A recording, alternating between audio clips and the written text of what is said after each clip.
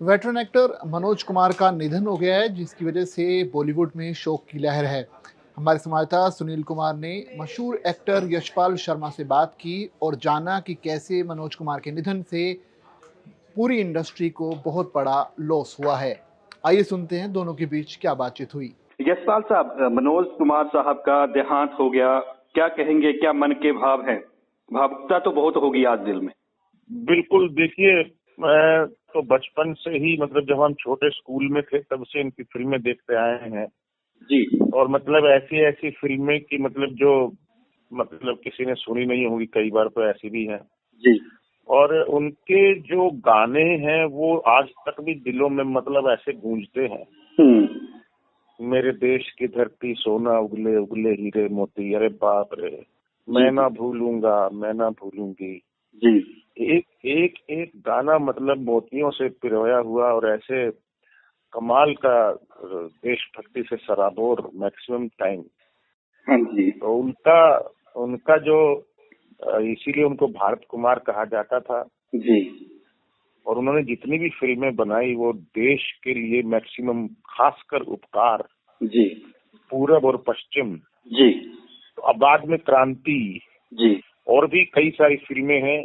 क्रांति के बाद हालांकि थोड़ा सा वो मतलब शायद एज का फर्क हो गया होगा, जी। तो बहुत ज्यादा अच्छा काम नहीं कर पाए, एक दो फिल्में बनाई, लेकिन लेकिन उन्होंने जितना भी काम किया वो देश के लिए किया और देश के लिए जिए, देश के लिए मरे। और सबसे बड़ी बात ये है कि वो इंसान भी बहुत अच्छे थे।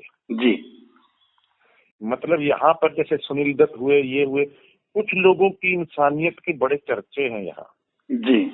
कि मतलब इंसान अपने गरीबों की भलाई के लिए अपन सभी छोटे बड़े को एक जैसा समझना, जी। सबके साथ बैठ के खाना खाना, वो सारे गुण इनके अंदर थे। जैसा कि मैंने जमीन से सुना जुड़े है, हुए लोग। बिल्कुल जमीन से जुड़े हुए लोग। और ऐसी उनकी जो छवि है दिमाग के अंदर, वो छवि कभी नहीं भूल सकती, खासकर उपकार और पूर्व पश्चिम वाली। जी। तो मुझे लगता है कि आज देश ने एक बहुत बड़ा फिल्मकार, बहुत बड़ा देशभक्त और बहुत बड़ा इंसान खो दिया है। आपने देखिए कई किस्से, कई बातें जाहिर की, क्योंकि आज भी जब लोग, जिन गानों का आपने जिक्र किया होगा, हर किसी का कोई ना कोई मोमेंट उन गानों से जुड़ा हुआ है। और आपने भी जैसे जिक्र किया, तो आपने कभी मुलाकात हुई, क्योंकि आप भी हरियाणा से मुंबई तक पहुंचे, कभी आमने सामने बैठ के चर्चा हुई? नहीं, मेरी उनसे कभी मुलाकात नहीं हुई जी। मतलब जैसे सन्यासी पहचान फिल्म देखी थी, तो अब मेरा बड़ा मन था उनसे 10 नंबरी, मैं उनसे मिलने का बड़ा मन था। लेकिन जब तक हम स्ट्रगल कर रहे थे तब तक वो बूढ़े हो गए थे, मतलब और थोड़ा सा बाहर निकलना उनका बंद हो गया था, मिलना जुलना भी। जी। तो इसीलिए हम कभी मिल नहीं पाए उनसे। अच्छा, तो आज सुबह जब आपको पता लगा, मन में क्या भाव, कौन सा गाना वो होता है ना कि वो मोमेंट आंखों के सामने आ जाते हैं? जी, मतलब ये तो बहुत सारे गाने हैं उनका, क्या तो उनके लिए बताएं आप, हम आपको। जी। अभी अभी क्या है, थोड़े से याद नहीं आ रहे हैं, लेकिन अगर दुनिया एक नंबर, मेरे देश की धरती तो मैंने बोला। हाँ। मेरे देश की धरती और पूरब और पश्चिम का एक गाना है बड़ा कमाल का। मैं उसके शब्द भूल रहा हूँ, वो आधा आधा इंग्लिश में है, मतलब इंग्लिश है। देश यहाँ की रीत वाला नहीं है, प्रीत जहाँ की रीत सदा, ये तो अलग है। लेकिन वो एक अलग है जिसमें एक आधा टाइम मतलब डिस्को चलता है और आधा टाइम बिल्कुल खेत की बातें होती हैं। तो उसमें ऐसा डिफरेंस दिखाया गया है। क्योंकि और भी कई गाने ऐसे जो मतलब दुख भरे गाने थे, सैड सॉन्ग्स थे, बहुत सारे सैड सॉन्ग्स उनके, मुझे अभी तक याद है वो उस पे पियानो पे बैठ करके जो बोलते थे। अभी एकदम से उसकी लिस्ट याद नहीं आ रही है, लेकिन बेशुमार गाने हैं।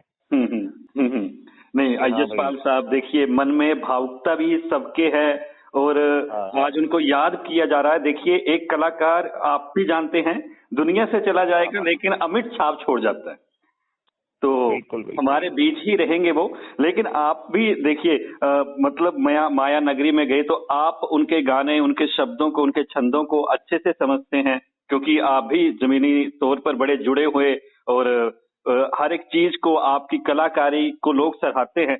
तो आपको क्या लगता है कि भविष्य में कोई ऐसा कलाकार, ऐसा निर्देशक आ पाएगा? क्योंकि आजकल तो आप देख ही रहे हैं कलाकारी के क्षेत्र में आपने खुद बदलाव देखे हैं। देखिए, जिस तरीके से तरक्की कर चुका है या आज एक डिजिटल हो चुका है सिनेमा आजकल, उस हिसाब से तो ऐसा फिल्म मेकर आना बहुत मुश्किल है। क्योंकि वो जो फिल्म मेकर थे, वो जब डिजिटल नहीं था, वो बहुत ही रील का जमाना था, सिनेमा स्कोप, ईस्टमैन कलर, ये जमाने थे। एक एक रील जाती थी सिनेमा हॉल में, फिर वहां चलती थी। अभी तो एक जगह से बॉम्बे में बैठ करके पूरी दुनिया में चला सकते हैं आप। तो ये वो जमाना कभी आना बड़ा मुश्किल है, और वैसा सिनेमा भी बनना मुश्किल है, क्योंकि वैसा सिनेमा के लिए आज दर्शक बहुत नया के बराबर है। जी जी। दर्शकों का आज क्या शॉर्टकट हो गया है मामला, उनके पास टाइम कम है, रील का जमाना हो गया है। जैसे रील है तो वो बैठ करके 3 घंटे 2.5 घंटे उपकार जैसी फिल्म आज कैसे बनाए, कैसे कौन देखेगा? जी जी जी। चलिए, लेकिन फिर भी उम्मीद है कि कोई आए और वो आइडिया लेकर के आज के जमाने के अनुसार उसको ढाल करके जी शायद कुछ बन जाए। तो let us hope for the best. जी। यशपाल साहब, आपका इस गमगीन माहौल पर हमारे साथ बातचीत करने के लिए और अपने मन के विचार साझा करने के लिए बहुत बहुत धन्यवाद।